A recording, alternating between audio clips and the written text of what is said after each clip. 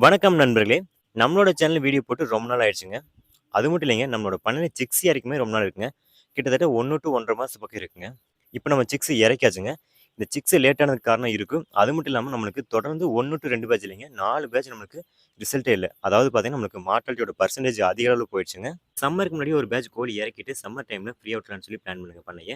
ஆனா நெனச்சது ஒண்ணு, நடந்தது ஒண்ணுங்க. நம்ம பண்ணைய ரெடி பண்ணி கோழி இறக்கலான்னு கூடிய டைம்ல பார்த்தீங்கன்னா, நம்மளுக்கு பக்கத்துல கூடிய இந்த நாட்டுக்கோழி, பிராய்லர் கோழி பண்ணைகள்ல இந்த டைம் அதிக அளவுல ஆர்டி கம்ப்ளைண்ட்ங்க. இந்த ஆர்டி கம்ப்ளைண்ட் நம்ம கன்னியூ கோழி இறக்கணும்னா, அதிக அளவுல ஸ்ப்ரெட் ஆகுங்க. இதுக்கு பார்த்தீங்கன்னா, நம்மளுக்கு ஒரு கோழி ஆர்டி கம்ப்ளைண்ட் கூடிய பண்ணையில வந்து அடுத்த பண்ணையிலேருந்து பரவாம இருக்க நமக்கு சிக்ஸ் இல்லாம இருந்தா மட்டும் தான் வந்து அதை தடுக்க முடியுங்க. அதுக்காக நம்ம அதிக அளவுல நாள் எடுத்துக்கிட்டோங்க. இதுக்கப்புறம் நம்ம சம்மர் டைம்ல எப்படி கோழி வளர்க்கலாம்? கோழி வளர்ப்புல வந்து என்னென்ன பிரச்சனைகள் ஏற்படும்? எப்படியெல்லாம் பராமரிக்கலாம் அப்படின்னு சொல்லி நம்ம இதுக்கப்புறம் வர வீடியோக்குள்ள பார்க்கலாங்க. இன்னொரு மிக முக்கியமான வேண்டுகோளுங்க. உங்கள்ல பல பேர் பிராய்லர் கோழி பண்ண ஆரம்பிக்கிறத பத்தி இன்னும் கேட்டுக்கிறீங்க. பிராய்லர் கோழி பண்ண ஆரம்பிக்க வேண்டாங்க.